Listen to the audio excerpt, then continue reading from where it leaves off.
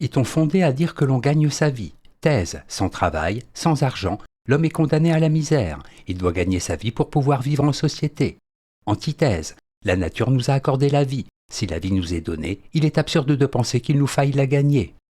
Thèse, ce qui distingue l'homme de l'animal, c'est que son existence ne lui est jamais acquise. Il lui faut travailler, non seulement pour la conserver, mais aussi pour pouvoir vivre en tant qu'être humain.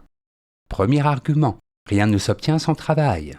Comme le dit Hume, toute chose en ce monde s'acquiert par le travail, et nos passions sont les seules sources du travail. Discours politique. L'homme, contrairement à l'animal, jamais ne peut se satisfaire des seules richesses naturelles. Il n'a pas seulement des besoins, mais aussi des désirs et des passions. Pour les satisfaire, il doit travailler. Deuxième argument, il faut distinguer vie biologique et existence humaine. Certes, la vie nous est accordée par la nature, mais en aucun cas l'existence humaine ne se réduit à la vie biologique. Ce que l'homme doit gagner en travaillant, c'est la possibilité de vivre en tant qu'homme. Dire que l'on gagne sa vie revient à dire que grâce à nos efforts, nous nous affranchissons toujours un peu plus de la nature. Troisième argument, le monde actuel donne tout son sens à l'expression « gagner sa vie ».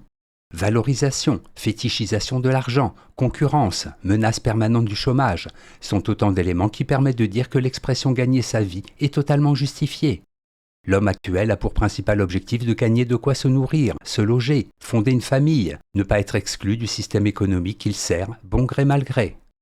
En bref, l'homme d'une part doit gagner sa vie d'homme, laquelle ne se réduit pas à se contenter de ses seuls besoins vitaux. D'autre part, la société le contraint à obtenir d'elle le droit de vivre en son sein. Antithèse, l'expression « gagner sa vie » est un non-sens. En effet, on n'a pas à gagner ce qui nous est déjà acquis. D'une part, la vie nous est donnée, d'autre part, l'homme est déjà homme à la naissance. L'expression « gagner sa vie » n'a qu'un sens idéologique. Premier argument, l'homme n'a pas toujours eu à gagner sa vie. L'ethnologue Pierre Clastre, dans La Société contre l'État, écrit que l'on est en droit de parler de travail quand la règle échangiste cesse de constituer le code civil de la société, quand l'activité de production vise à satisfaire les besoins des autres. Dans les sociétés archaïques, les hommes n'ont pas à gagner leur vie. Ils vivent d'abord, travaillent ensuite. Deuxième argument, gagner sa vie signifie qu'on ne la possède pas.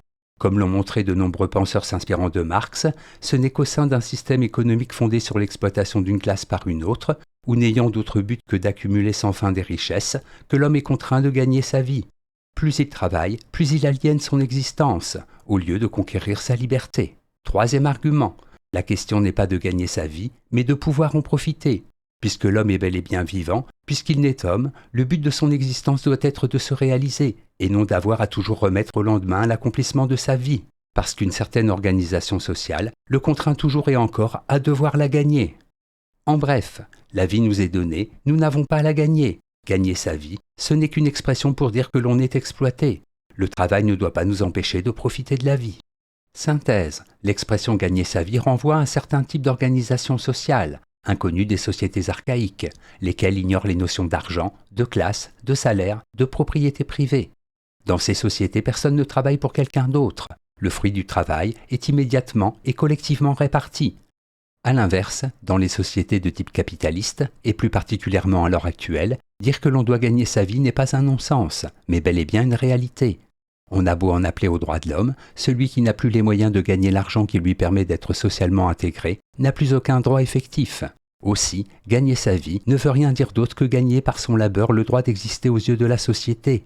Pareille situation n'existe pas dans les sociétés archaïques. Note et commentaire. Sociétés archaïques, sociétés non étatiques à tradition orale. Citation.